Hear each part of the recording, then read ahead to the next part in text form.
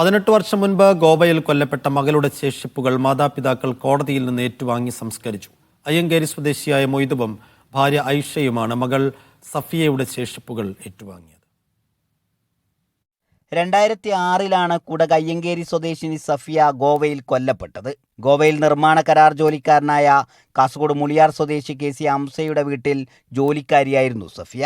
സംഭവത്തിൽ അംസയെയും ഭാര്യ മൈമൂനെയും police arrest ചെയ്തു. ചോദ്യം ചെയ്യലിൽ പ്രതികൾ സഫിയയെ കൊന്ന് കഷ്ണങ്ങളായി മുറിച്ച് പുഴക്കരയിൽ കുഴിച്ചുമൂടിയതാണെന്ന് സമ്മതിച്ചു. 2008 ഗോവയിലെ അണക്കെട്ടിന് സമീപം തലയോട്ടി കണ്ടെടുത്തു. അന്വേഷണ ചുമതലയിലുണ്ടായിരുന്ന ക്രൈംബ്രാഞ്ച് കുറ്റപത്രത്തിനൊപ്പം തലയോട്ടി ഉൾപ്പെടെയുള്ള ഭാഗങ്ങൾ കോടതിയിൽ കൈമാറി.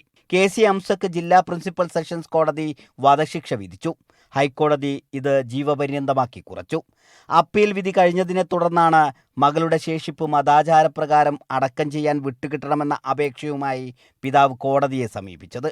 ജില്ലാ പ്രിൻസിപ്പൽ സെഷൻസ് കോടതി ജഡ്ജ് സാനു S പണിക്കർ ശരീരഭാഗങ്ങൾ വിട്ടു നൽകാൻ ഉത്തരവിട്ടു.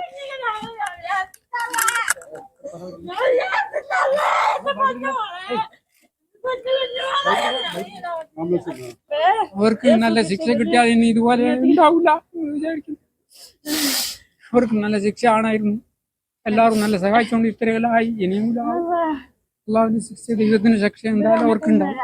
ഇതില് MO ആയിട്ട് ഒരു മെറ്റീരിയൽ ഒബ്ജക്റ്റ് ആയിട്ട് തലയോട്ടി മാർക്ക് ചെയ്തുകൊണ്ട് തന്നെ അപ്പീല് നിലനിൽക്കുന്ന സമയത്ത് അത് വിട്ടുകിട്ടുക നിയമപരമായി തടസ്സം ഉണ്ടായതുകൊണ്ടാണ് വൈകിയത്. അപ്പം എല്ലാ പ്രശ്നങ്ങളും കഴിഞ്ഞ് വേറെ തടസ്സങ്ങളൊന്നും ഇല്ലാത്തതുകൊണ്ടാണ് അപേക്ഷ കൊടുത്തത്. പുത്തിക മുഹിമാത്തിൽ അന്ത്യകർമ്മങ്ങൾക്കു ശേഷം ശരീരഭാഗം കുടകിലേക്ക് കൊണ്ടുപോയി. അയ്യങ്കേരിയിലെ ജുമാ മസ്ജിദ് ഖബർസ്ഥാനിൽ ഖബറടക്കി. മീഡിയ 1 കാസർഗോഡ്.